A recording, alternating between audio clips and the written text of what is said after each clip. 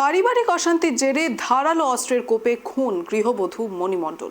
খুনের অভিযোগ উঠল মৃত গৃহবধূর দেওর ওম প্রকাশ রামের বিরুদ্ধে। ঘটনাকে ঘিরে এলাকায় তুমুল চাঞ্চল্য। স্থানীয় সূত্রের খবর, আসানসোলের দিলদারনগর এলাকায় শনিবার সন্ধে নাগাদ এই ঘটনা ঘটে। স্থানীয়রা যেমনটা জানিয়েছেন, পারিবারিক অশান্তি চলছিল কয়েকদিন ধরেই। এরপরে শনিবার সন্ধে নাগাদ ধারালো অস্ত্র দিয়ে গৃহবধূ মণি মণ্ডলকে আঘাত করার অভিযোগ ওঠে দেওরের বিরুদ্ধে। আসানসোল দক্ষিণ থানার পুলিশ গৃহবধূ মণিকে উদ্ধার করে আসানসোল জেলা হাসপাতালে নিয়ে গেলে চিকিৎসক তাকে মৃত বলে ঘোষণা করেন। ঘটনা ঘিরে অভিযুক্ত দেওরকে আটক করেছে পুলিশ। তবে কী কারণে এই পারিবারিক অশান্তি বা অন্য কোনো কারণ আছে কিনা তা খতিয়ে দেখছে পুলিশ।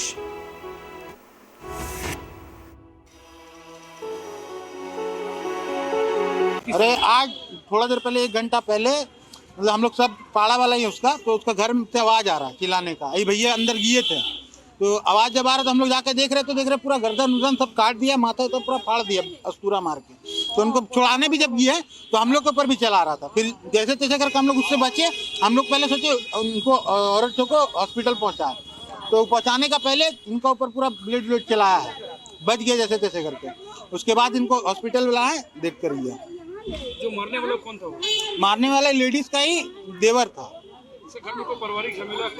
पूरा झमेला। इसका सास भी ऐसा, जो लेडीज मरी इसका सास पूरा फालतू लेडीज है। जो मारा है उसका ससुराल वाला भी पूरा फालतू। कल आके उसका जो लड़का मारा है उसका ससुराल वाला आके बोल रहा है कि काट के टुकड़ा टुकड़ा कर देंगे, और आज मार दिया। সন্ধে থেকে নিখোঁজ 42 বছর বয়সী আবুল হোসেন, কিন্তু যখন তার খোঁজ পাওয়া গেল তাতে চক্ষু চড়ক গাছ এলাকাবাসীর। পুলিশ সূত্রে জানা গেছে, দাসপাড়া গ্রাম পঞ্চায়েতের মুক্তমগঞ্জ গ্রামের বাসিন্দা আবুল হোসেন সন্ধে থেকে নিখোঁজ ছিলেন। আনুমানিক রাত 9টা নাগাদ বাড়ি থেকে প্রায় 200 মিটার দূরে ফাঁকা মাঠে স্থানীয় বাসিন্দারা তার মৃতদেহ দেখতে পায়। গ্রাম্যভাবে কোয়াক ডাক্তারি করা সহ ধর্মকর্ম নিয়েই থাকতেন আবুল হোসেন।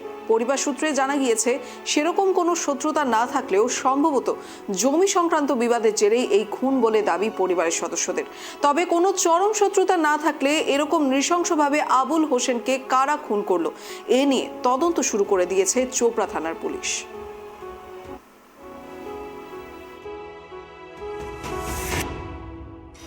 এই মর্মান্তিক ঘটনা তো আমরা নামাজ পড়ার পরে মাগরিবের নামাজ উপর ছিল, আমার মসজিদের মধ্যে মুয়াজ্জিন ছিল।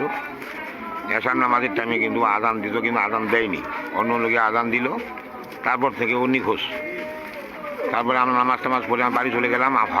আমরা ভাবলাম ও হয়তো কোন জায়গায় চলে গেছে, হয়তো কোন জায়গায় যেতে পারে কাজে কামে। দেখা গেল ও কিন্তু খোঁজাখুঁজি করার পরে পাওয়া গেল। তখন আমাদের পূর্ব দিকে, ওর বাড়ির পূর্ব দিকে একটা আলির কাছে ও কিন্তু লাশ হয়ে পড়ে আছে।